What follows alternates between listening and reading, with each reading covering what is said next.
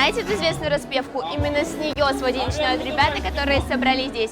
Ведь голос – это их сильная сторона. В этом году конкурс «Уфимская волна» от радио «Спутник ФМ» отмечает свое десятилетие. Первые живые встречи участников проходят на живых прослушиваниях. Перед этим они прошли онлайн-отбор, а сейчас готовы показать свои номера. По традиции оценивается не только вокал, но и эмоциональность подачи и артистичность вокалиста. Всего в конкурсе 11 номинаций, ну а мы с съемочной группой попали на выступление детей с 9 до 14 лет. Какую ты песню выбрала? Я сегодня буду исполнять песню Адель «Skyfall». А почему ты выбрала именно ее? Мне нравится в этой песне именно смысл и музыкальное вот это вот сопровождение, оно очень шикарное, и я надеюсь, что я справлюсь с этой песней на все 100. Эмилия правда круто справилась, зал аплодировал стоя, а жюри отметили ее вокальные навыки.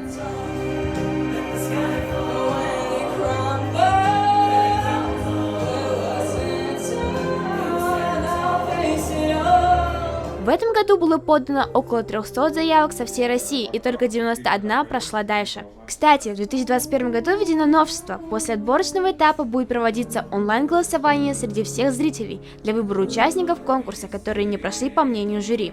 Репертуар может быть абсолютно разный, от авторских песен до известных каверов. Также параллельно проводится конкурс ведущих на финал Уфимской волны. Катя Крупская участвует в обоих и готова биться до последнего. Катя, почему ты решила участвовать в конкурсе? Я решила участвовать в конкурсе, потому что хочу набраться нового опыта и испытать новые незабываемые эмоции. Какую ты песню выбрала? Я просто искала разные песни в интернете, слушала разных исполнителей, и в этом мне помогала моя мама. В финале победители получат статуэтки проекта «Золотые скрипичные ключи» и будут награждены ценными подарками. Не знаю, как вам, а для меня было бы лучшим подарком выйти замуж за одного из этих красавчиков. Эх, будем вместе петь песни про тополя и снимать сюжеты. Беспокойной весной вы шумите листвой, тополя.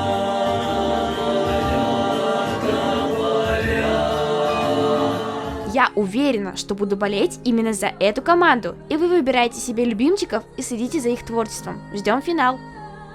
Уже скоро жюри отберут участников, которые пройдут следующий этап. Пожелаем ребятам удачи и успехов. НЖ Снегирева, Ильнар Бигбов специально для Горы новостей.